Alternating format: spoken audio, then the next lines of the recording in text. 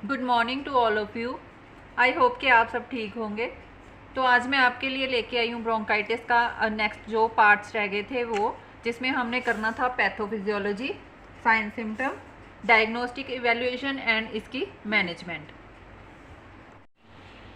तो फर्स्ट हम करेंगे पैथोफिजियोलॉजी। पैथोफिजियोलॉजी में फर्स्ट वन क्या है? ड्यू टू कॉज, मीन्स के किसी भी कॉज से हो सकती है, लाइक स्मोकिंग, बैक्टीरियल या वायरल इन्फेक्शन की वजह से होता है। सेकंड इसमें क्या है, उसके बाद क्या हो जाता है, जो ब्रोंकस होता है उसकी इन्फ्लामेशन हो जाती है, ब्रोंकस की इन्फ्लामेशन हो जाती है। उससे क्या होता है, जो म्यूकस होता है उसकी जो प्रोडक्शन है वो ज़्यादा होने लगती है, म्यूकस ज़्यादा प्रोड्यूस होता है पेशेंट में। उसके बाद है पोटेंशियल स्मूथ मसल कॉन्स्ट्रिक्शन। तो उसके बाद क्या होता है, ब्रोंको स्पाज्म हो जाता है। तो इसके बाद हम करेंगे इसकी clinical manifestation. Clinical manifestation means के साइन सिम्टम इसके क्या होते हैं। फर्स्ट वन होता है इसमें कफ। पेशेंट को फर्स्ट जो प्रॉब्लम होती है मेन, उसमें क्या होता है, कफ होती है, जिसमें कि स्पूटम प्रोड्यूस होता है। कफ जो होती है उसकी ड्राई कफ नहीं होगी, उसमें स्पूटम प्रोड्यूस होगा। सेकेंड वन उसका हो गया डिज्निया। डिज्निया का मतलब क्या है, इसका मतलब है डिफ़िकल्टी इन ब्रीदिंग। पेशेंट को जो सांस लेने में तकलीफ आती है उसको बोलते हैं डिज्निया। थर्ड उसमें क्या होगा, थर्ड होगा म्यूकस प्रोडक्शन।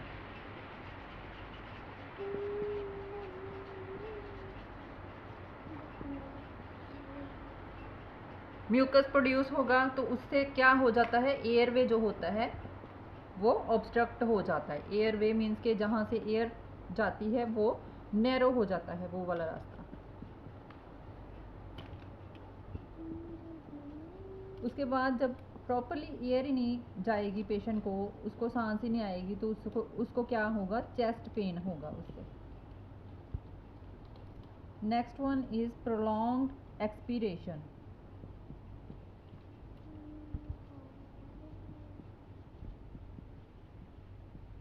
प्रोलॉन्ग्ड एक्सपीरेशन का मतलब है कि जो सांस लेने में उसको ज़्यादा टाइम लगेगा, क्योंकि उसको सांस नहीं आएगी तो वो सांस लेने में ज़्यादा टाइम लगाएगा, जिससे क्या होता है, पेशेंट को फीवर हो जाता है। और लास्ट वन इज साइनोसिस। तो ये थे हमारे क्लिनिकल मैनिफेस्टेशन, उसके साइन सिम्टम। क्लिनिकल मैनिफेस्टेशन के बाद हमारे पास है डायग्नोस्टिक इवेल्युएशन। मतलब कि हम डायग्नोज कैसे करते हैं, कौन कौन से टेस्ट पेशेंट के भेजते हैं जिससे हमें पता चल जाता है कि पेशेंट को ब्रोंकाइटिस हुआ है। First one is physical examination. सबसे पहले हम क्या करते हैं, पेशेंट का फिज़िकल एग्जामिनेशन किया जाता है। Second one is spirometry.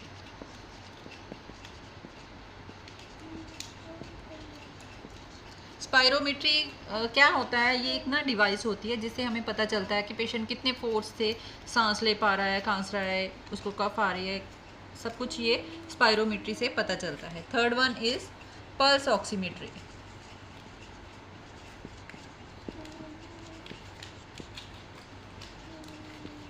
Pulse oximetry से हमें पता चलता है कि उसके ब्लड में ऑक्सीजन कितनी है।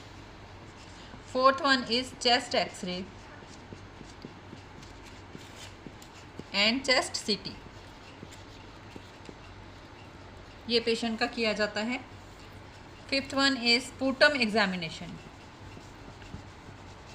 उसका जो स्पूटम होता है पेशेंट का, उसको हम एग्जामिन करने के लिए भेजते हैं लैब में।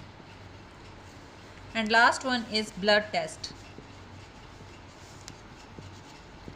ब्लड टेस्ट में हम क्या करते हैं, उसके WBC जो है वो चेक किए जाते हैं कि वो इंक्रीज़ हुए हैं, क्योंकि अगर प्रॉब्लम होती है, कोई इन्फ्लामेशन होती है उसके ब्लड में, तो उससे क्या होता है, WBC इंक्रीज़ होते हैं। तो डायग्नोस्टिक इवैल्यूएशन के बाद स्टूडेंट्स हमारे पास है इसकी मैनेजमेंट, कि हमें इस पेशेंट को क्या क्या जो है मेडिसिन वगैरह देनी पड़ती हैं। इसमें सबसे पहले मैनेजमेंट में आएगा ब्रोंकोडाइलेटर्स। ब्रोंकोडाइलेटर्स क्या करते हैं, पेशेंट को जो है होता है उसका ब्रोंकस होता है उसको वाइड कर देते हैं। तो इसमें हम क्या यूज़ करते हैं, इसमें मेनली पेशेंट को साल्बुटामोल दिया जाता है।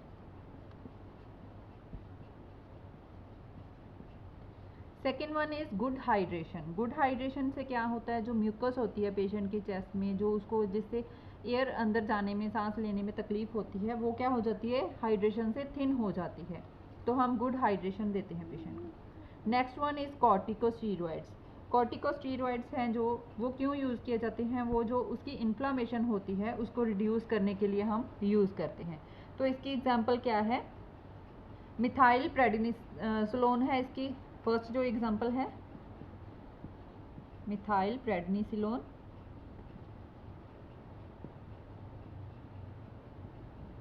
And second one is prednisolone.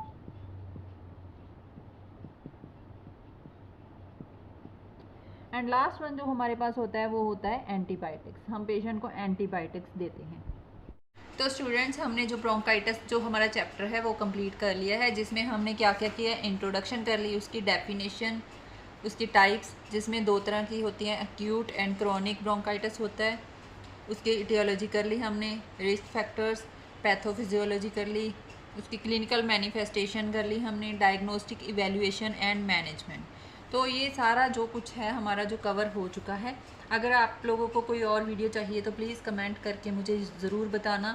अगर वीडियो अच्छी लगी तो उसे लाइक, शेयर एंड सब्सक्राइब करना। एक और नई वीडियो के साथ मैं जल्द ही आपसे मिलूँगी। Thank you.